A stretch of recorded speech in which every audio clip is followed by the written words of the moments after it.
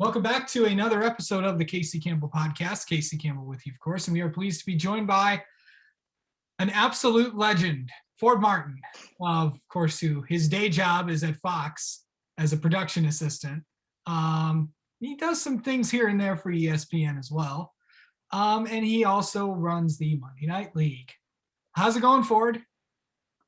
It's going great here, Casey. Thanks for having me. So of course, many people know who you are. Of course, your father was crew chief Gil Martin. So first off, kind of explain how this, how'd you want to get into this broadcasting? Well, for broadcasting, it all started back when I believe I was around 8 or 9 years old, and it was at Nashville Super Speedway. And I was walking down pit road, and I saw Matt Yoakum, and I looked at him and said, "Hey, I want to be like you and be in broadcasting." And of course, Matt Yoakum was all about it. And one thing led to another. I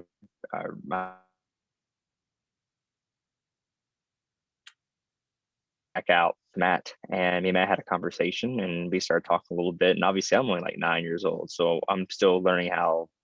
I still have to figure out how the world works. So, talk with Matt, and he got me on a show called Tony Stewart Live on Sirius Radio, and I was their national motorsports correspondent.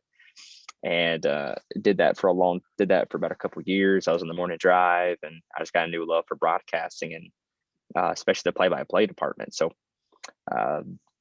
one thing led to another, and I started doing high school basketball for my high school for play-by-play, and then moved on to High Point, and I was their play-by-play voice for ESPN Plus, or formerly the Big South Network, now ESPN Plus, for all 4 years for all High Point sports, and do some stuff now for ESPN Plus at Winthrop University and multiple different colleges around North Carolina area.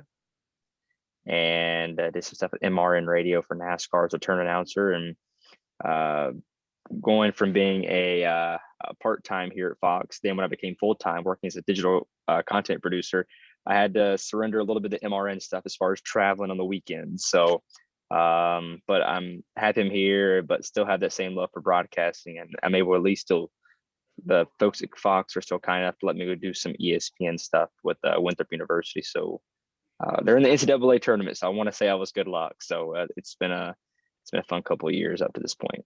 Yeah.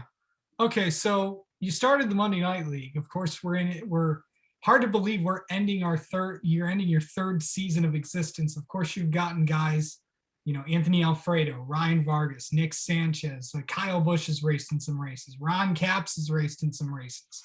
Ron Capps is full time along with Alfredo, and Vargas and Sanchez, and forgive me if I forgot any. Oh, the legendary Nick DeGroot, who's leading the points right now.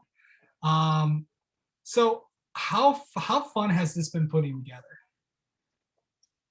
I'll tell you what, when you think about COVID and how many people it's affected, and you try to look at some positivities out of it, when I look at that, it's Monday Night Racing and iRacing was one of the very few positives that came out of the whole lockdown. And try to sum this up as quick as I can. But basically, when everything started with Monday Night Racing, it was meant to just do it just for fun, because I didn't even have an iRacing simulator. I used to when I was here at Fox. Did about this time last year, about a couple months before, we started doing these iRacing segments, these little features that would lead up to the race that weekend. And I got into iRacing more and more, and I got a love for it. I want to get one for home during the lockdown. And it's probably the best decision I ever made, because we got a bunch of media people together, which was thanks to Rob D'Amico to Big Green Egg. He put on a media event, and I kind of copied every driver that was in it, sent them an invitation to come to my league. We'll get together and do it this weekly. And one thing led to another, and I'm like, maybe we should do this on Twitter and promote it a little bit for fun. And then sponsors are curious, like, hey, you should put this on TV. And I'm like, okay, I didn't think about it. So we did. And one thing led to another, and we're like, all right, we're gonna have a playoffs. We're gonna do a playoffs for it. Everyone's like, okay, and started using my connections to the racing community, and bringing in people where and the league really took off. And it was all thanks. I want to give a lot of thanks to Ron Capps. He was the reason the league really took off, because once he joined the league, he started promoting it on his Facebook, and we started getting 500 views originally to now going up to now 2,000 and then 3,000. We're like, now we could probably sell some sponsorship. And he knew some people. He said, yeah, you're doing a great job. I love the uniqueness about the league, how it's trucks 1 week, then it's late models, then it's dirt street stocks, then it's the 87 cars, kind of going all over the place. So we did that. And I tell you what, it's pretty incredible about how Ron able to get us sponsorships and it got more people into it. And we had Lanning Castle, Parker Kligerman, and invited. And then with a couple of races to go, we're like, hey, wouldn't it be cool if we got Bob Jenkins on? So I used some of my connections, got him on, and he was all about it. We got him to be part of our announcer. And last season's championship race, we had Alan Bestwick and Bob Jenkins on the broadcast. We had Mario Andretti race with us. I was on talk with him all week long, trying to get him set up. And I tell you, Mario, he was all about it. He would tell you, the guy put in work. He put in work all week long. Every day I'll get a call from him. Hey, am I doing this right? What's going on? We had Sage Karam over there helping him out. And I tell you, he was, man, it was such an unreal experience to be able to talk to a legend like that, joining an iRacing league. He wouldn't think much about it. So I got a lot of help from Paul Sutton, DJ Cummings. A lot of those guys have really stepped up to the plate, and they made a lot of big stuff happen for our league. And we was like, all right, let's do this again next season. So we did, and Kyle Busch wanted to be on it, and he didn't think he wanted to do the full season, but he texted me. He's like, hey, I really want to go for the championship. So unfortunately, got eliminated with the street stocks at Rockingham, and he had to go back, and actually kind of sort of worked out because he was in the West Coast and he didn't have a rig, so he would have had to miss the next week anyway. But I tell you, it's been an unreal experience. And here we are a couple weeks ago. We had Adam Alexander, DW, Larry McReynolds in the call, and we got him for this championship race this coming week. And like Michael McDowell's doing the invocation. We got Alan Bessa being our grand marshal. We've got a 30-minute pre-race show. I mean, we're going to treat it like it's the real deal. We got a special announcement on the national anthem singer. It's a pretty big deal, and we're trying to close in on it. So hopefully it does happen. I can't release it right now, but I'm hoping it does happen because it's very close, but it's not 100% guaranteed. So we have a lot of cool stuff planned, being pre-race, everything. It's going to be awesome. Okay, preview this championship for me as so who are the four guys? I know Nick DeGroot is one. I think Alfredo, Will Rogers, and I can't forget the fourth one. Who was it? Preston Pardus. I tell you, Preston's had a great year. He came in the lead about the second race in. And he's a fantastic driver. He does a lot of great stuff. He's very smart, takes care of his stuff. Xfinity Series driver, and also MX5 driver as well, and talented race car driver and talented iRacer himself. So I'm excited about having him in. He got one win on the season with the super late models at Michigan. Then we go to Nick DeGroot, our defending champion from motorsport.com. And this league is just, it's people in the motorsport industry. And a lot of people are asking, hey, how can I get in this league? How can I get in this league late? We try to keep this as a motorsports industry only.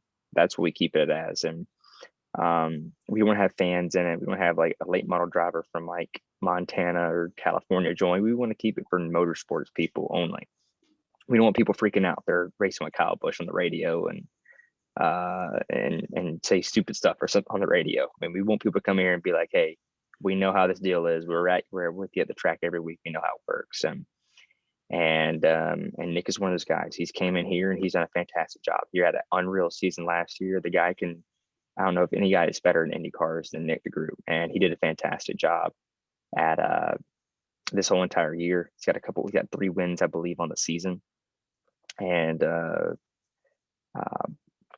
glad to have him back as representing us as a champion, and looking forward to what he can do on Monday. Then we get Anthony Alfredo. I don't think I really need to speak for him because he's fantastic at iRacing, Cup Series driver, and Anthony's a great friend of mine. We've actually kind of established a little bit of a friendship with him, and I'm excited to have Anthony representing us as one of the 4 championship 4 drivers. And then we got Will Rogers. I mean, I've kind of somewhat gotten to know him a little bit, and Will's very talented as well. And I think he's going to be just as good in the trucks. I honestly think I don't want to say, don't want to say a favorite because I'm in the race and I'm the league owner. I don't want people to think I'm playing favorites, but I think Will Rogers right there with the other 3 is going to be, I think these are our 4 best drivers all season.